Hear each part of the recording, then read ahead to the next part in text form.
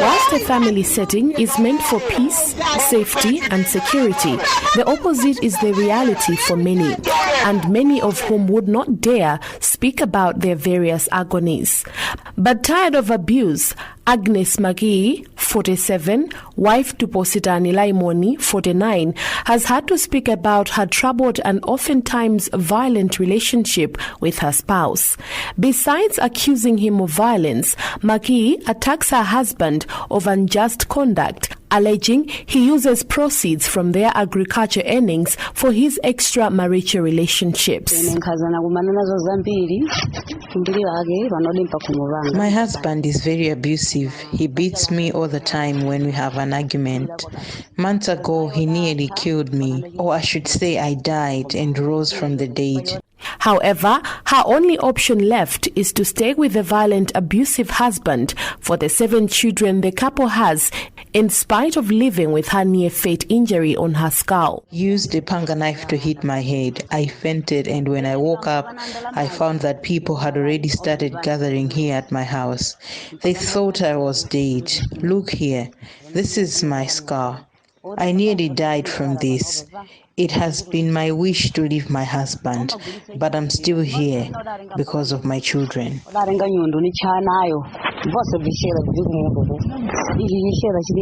But why being such abusive? A question to the husband on the allegations. Yes, I do beat my wife, but it is because she's cheating on me. When I'm asking her about the stories I hear, she refuses. So I beat her to get the truth from her.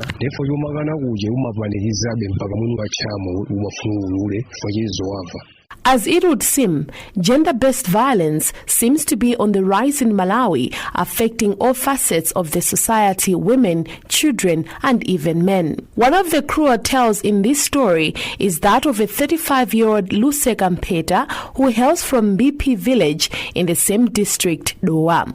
To date, she lives without her left eye, which she lost at the hands of a violent attack by her husband.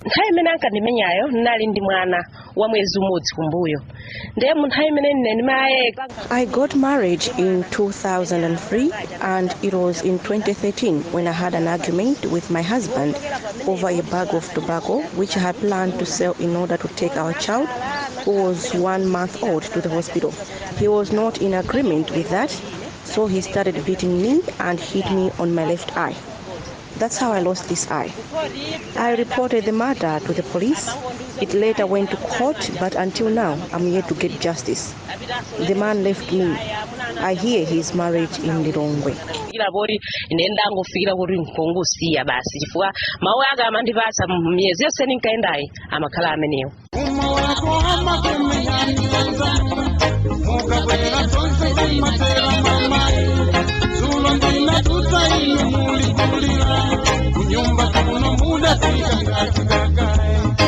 So, this story isn't only restricted to parents, for children too often fall victims at the hands of those expected to ensure their safety.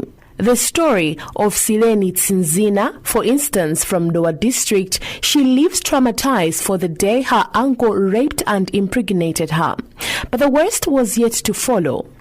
For besides dropping out of school to mother her child, she claims her uncle bribed traditional leaders to have her case dropped from prosecution at the police. My uncle invited me to live with him at his house.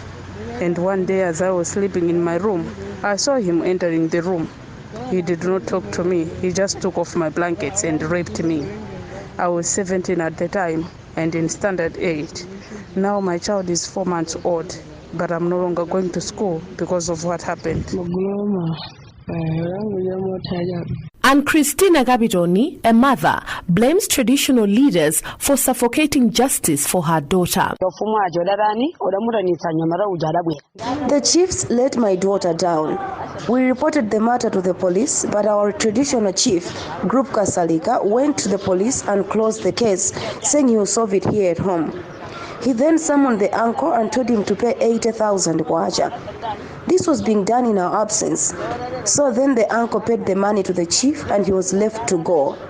I and my daughter haven't seen any of that money, and that's not what we wanted to happen. We wanted justice, but since we have been denied the justice, we leave the matter to God. Finest Manolo is another survivor of domestic-based violence, aged 9. She tells of how she nearly got killed by her guardian upon picking a misunderstanding. Whilst other victims are being left emotionally bruised, the case of Finest is different, for she lives with a twisted neck from the beating up of the guardian, only identified as Lonjezo. I and my friends were playing here, and we saw Mr. Lonjezo passing through where those bricks are. So I and my friends started shouting that there was a thief stealing the bricks. That's when he came and started chasing us until he got me. He slapped me twice and started beating me non-stop. He injured my neck and left hand. I nearly died.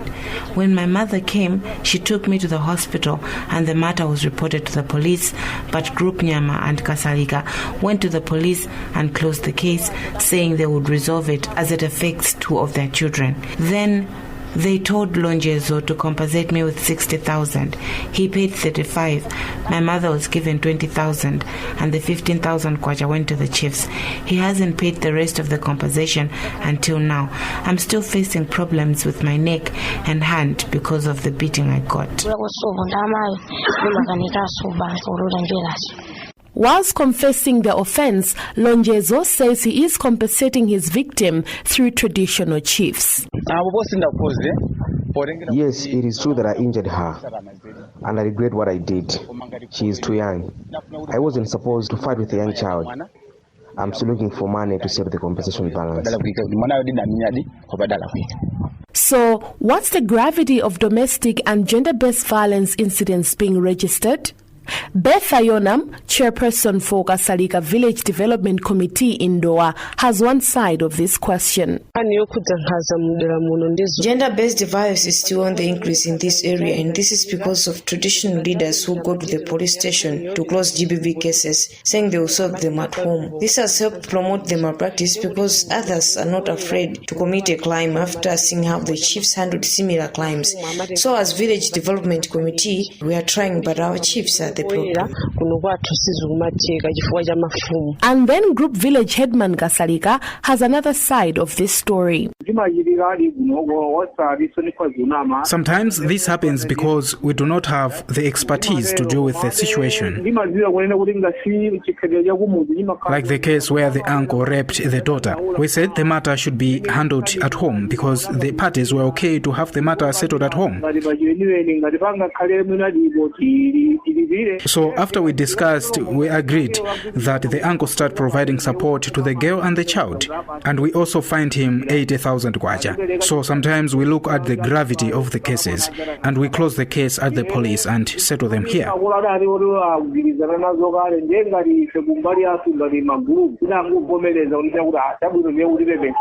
Whilst any form of violence would be an offence under the laws of Malawi, it becomes a surprise that the police in Doha district are frustrating justice by closing cases at will at the request of traditional leaders. We confronted the police on the allegations. Bosco Malanga is Mponela police officer in charge, and this is what he had to say.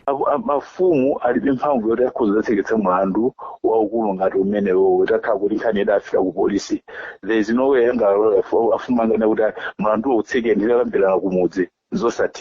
wakakamwina akakoti akakafira kukoni mina angaratidza akoti angavomere ifanira kukoti sindingawayankhire koma watu kupolisi sindingateki zimwe kuti afumu akuzodzatsekesa mulandu ngatisakhawo zinachitika chocho it was a mistake.